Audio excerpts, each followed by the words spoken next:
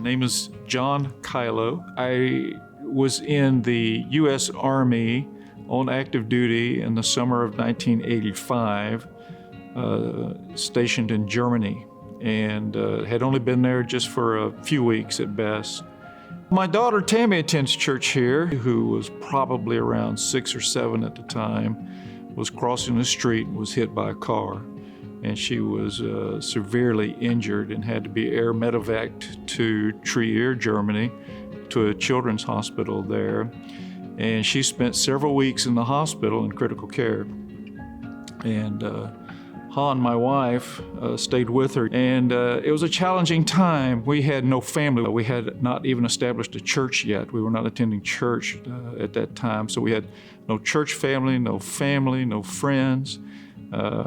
Trier, Germany, was very far, about an hour drive from my unit that I was in. And so since Han would stay with Tammy at the hospital, my older daughter and I, Lucy, we would drive back and forth each day from the hospital back to the unit. I didn't even have a car yet.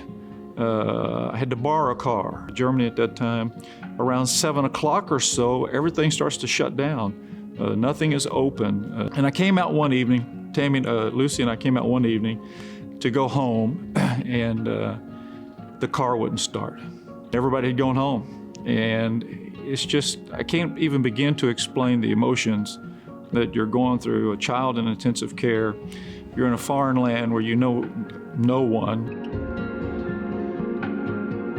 I remembered that if you could push, this was a standard shift car, if you could push the car and jump in and put it in gear and pop the clutch, it might start. I must have pushed that car around that whole parking lot and it just wouldn't start. I, at that point, was just a defeated person. And I, sitting in the front seat of that car, just began to weep because I was just broken. When suddenly, Lucy in the back seat began to pray. There was a tap on the windshield or on the driver's window. There's a man looking at me through the window, and I rolled down the window, and in the sweetest Southern accent you could even imagine, he says, "Hey, y'all need some help." And it was such a blessing. I often tell people I believe God sent me an angel from Alabama to help me get my car started in that German parking lot when nobody else was around.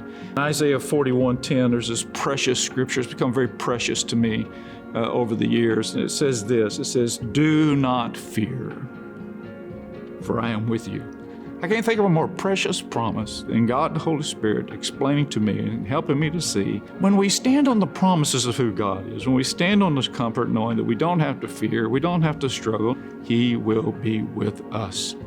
And even though I had to push that car around the parking lot and I couldn't get it to start on my own, God taught me a lesson that day, was that He is with me. He knows what I'm going through.